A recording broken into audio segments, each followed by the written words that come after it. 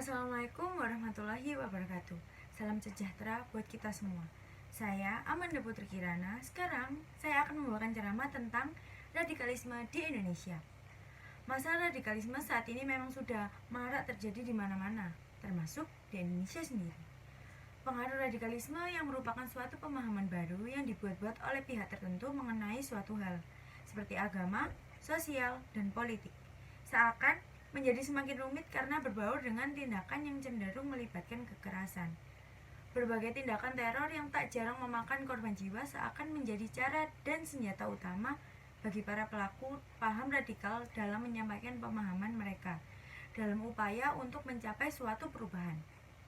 Berbagai propaganda paham radikal masih terlihat di beberapa tempat, seperti perguruan tinggi, masjid, organisasi masyarakat, dan bahkan dalam lingkup pemerintah pun sekarang sudah memasuki wilayahnya.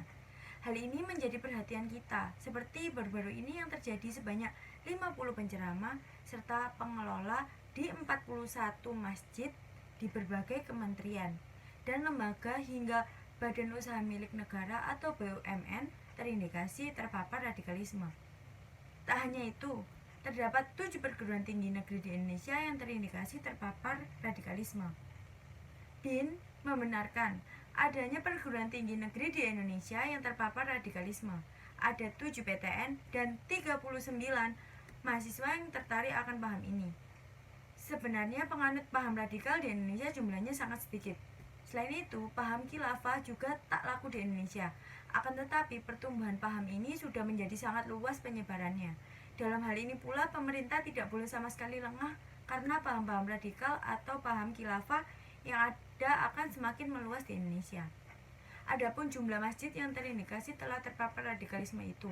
Lantaran BIN bersama BNPT gencar memantau dan melakukan tindakan persuasif terhadap khatib yang kerap menyebarkan ceramah radikal dan intoleransi. Kalau masjidnya sendiri tidak ada yang radikal, jadi penceramahnya yang terbilang radikal. Pastinya kita tidak ingin ada intoleransi, kemudian ujaran kebencian, takfiri, mengkafirkan orang lain, kemudian membawa semangat radikal dan juga terkait dengan masalah yang berhubungan dengan ideologi Pancasila. Ada beberapa faktor luar itu yang luar biasa banyak dan sangat dinamis. Sekarang ini sangat sulit sebetulnya, karena mahasiswa tidak sepenuhnya ada di kampus. Mereka sekarang lebih sering berinteraksi dengan berbagai kelompok masyarakat, dunia digital, dunia internet, organisasi-organisasi ekstra universitas. Faktor dari dalam terkadang lebih terlihat di lingkungan pertemanan, yang banyak kita jumpai membawa pengaruh melalui doktrin-doktrin. Ada 3 kategori radikal, yakni rendah, sedang, dan tinggi. Kalau yang rendah masih dalam kategori yang masih ditolerir nilainya. Kalau sedang mulai mengarah ke kuning itu perlu disikapi lebih. Tapi yang merah artinya sudah cukup parah, maka ini perlu lebih tajam lagi untuk bagaimana menetralisir keadaan. Dalam hal ini, menerangkan kategori tinggi atau merah itu diantaranya menunjukkan sikap simpati kepada ISIS atau kelompok Abu Sayyaf di Marawi, Filipina. Mereka juga memengaruhi sikap publik. Merah sudah mendorong ke arah gerakan yang lebih seperti simpati ke ISIS dan Marawi, membawa aroma konflik di Timur Tengah ke sini. Jadi mengutip ayat-ayat perang misalnya, sehingga menimbulkan pengaruh ke emosi, sikap, tingkah laku, opini, dan motivasi publik.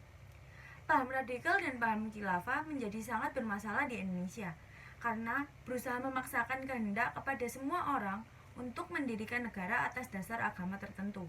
Padahal masyarakat Indonesia terdiri atas berbagai macam agama dan suku yang sangat majemuk. Pemaksaan kehendak itu tidak sejalan dengan semangat ideologi bangsa yang mengayomi semua identitas di Indonesia. Dengan kondisi masyarakat yang seperti ini, akan lebih baik bila elemen bangsa menerima adanya perbedaan identitas, kemudian bisa saling bertoleransi.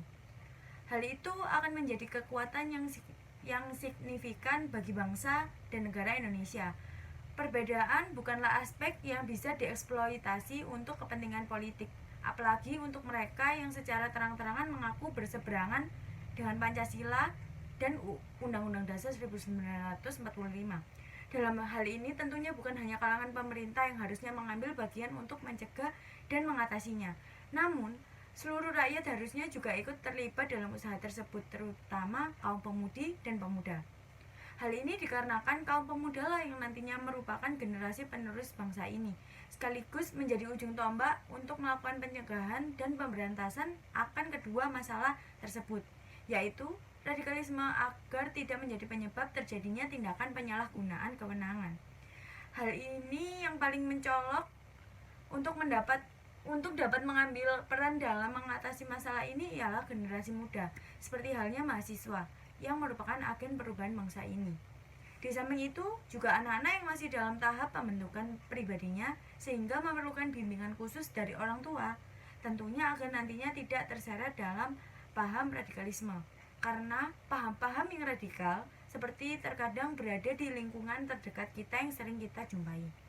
Jadi, kewaspadaan ini juga menjadi tanggung jawab seluruh masyarakat Indonesia, agar masyarakat Indonesia dapat terbebas dari paham-paham yang sangat mempengaruhi ini.